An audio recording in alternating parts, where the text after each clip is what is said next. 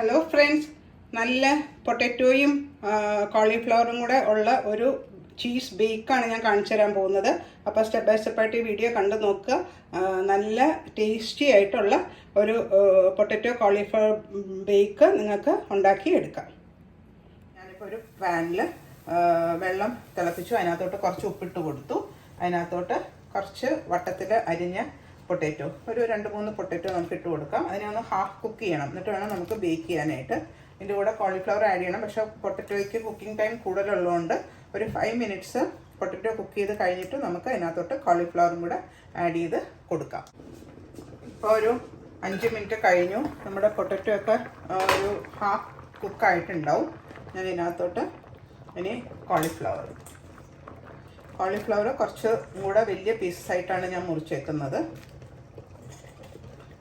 ഇനി ഇതിനെ കുക്ക് ചെയ്ത് എടുക്കാം. നമുക്ക് മൂടി വെച്ചൊരു 5 മിനിറ്റ്സ് കൂടെ കഴിയുമ്പോഴത്തേക്കും കോളിഫ്ലവറും പൊട്ടറ്റോയും എല്ലാം വെന്തിട്ടുണ്ടാവും. ഇനി മൂടി വെച്ച് ഇതിനെ വേവിക്കാൻ പോകും. എന്നിട്ട് ഈ വെള്ളം സ്ട്രെയിൻ ചെയ്ത് കളഞ്ഞിട്ട് വേണം നമുക്കതിനെ ആറാനായിട്ടൊന്ന് അനുവദിക്കാം. ഇപ്പം നമ്മൾ ആ കുക്ക് ചെയ്ത പൊട്ടറ്റോയും കോളിഫ്ലവറും ഒന്ന് സ്ട്രെയിൻ ചെയ്യുവാണ്. എന്നിട്ട് നമുക്കിതിനെ ഒന്ന് ആറാനായിട്ട്, അപ്പോൾ നമുക്ക് ആ വേവിച്ച പൊട്ടറ്റോയും കോളിഫ്ലവറിനെയും ഒരു ബേക്കിംഗ് ട്രേയിലോട്ട് റെഡിയാക്കി വെക്കാം. എന്നിട്ട് വേണം നമുക്കതിന് ഒന്ന് ആറിക്കഴിഞ്ഞിട്ട് വേണം ബാക്കി കുറച്ച് സ്പൈസസ് ഒക്കെ ആഡ് ചെയ്തിട്ട് ബേക്ക് ചെയ്ത് എടുക്കാനായിട്ട്.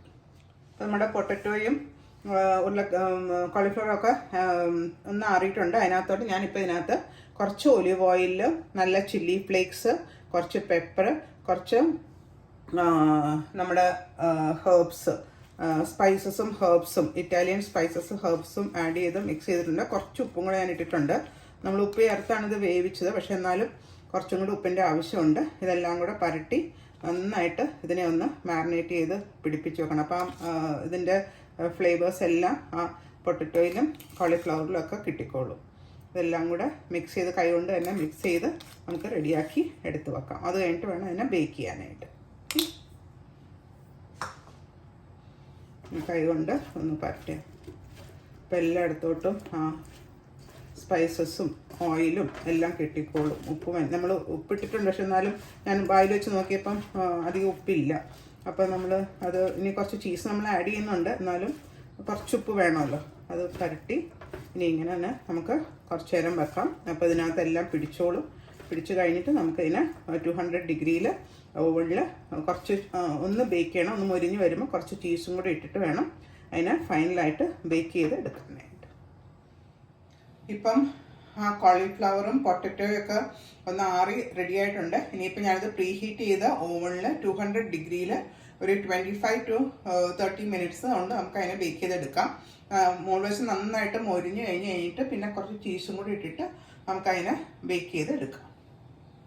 അപ്പോൾ ആ കോളിഫ്ലവറിൻ്റെയും പൊട്ടറ്റോ റോസ്റ്റ് ചെയ്തതിൻ്റെ മുകളിലോട്ട് കുറേ ചീസ്, ലോട്ട്സ് ഓഫ് ചീസ് ഇട്ട് കൊടുത്താൽ പിള്ളേർക്കൊക്കെ ഇഷ്ടമാണ്. അതങ്ങനെ അതിനകത്ത് പെരണ്ടിങ്ങനെ ഇരിക്കും ചീസിൽ, അപ്പോഴാണ് നല്ല ടേസ്റ്റ്. അപ്പോൾ എല്ലായിടത്തോട്ട് ഈവൺലി ഇട്ട് കൊടുക്കാം. എന്നിട്ട് നമുക്കതിനെ ആ ചീസ് മെൽറ്റ് ആവുന്നവരെ ബേക്ക് ചെയ്ത് എടുക്കാം. ഞാനിപ്പോൾ ഇതിനെ ഓവനിലോട്ട് വെക്കാൻ പോകും.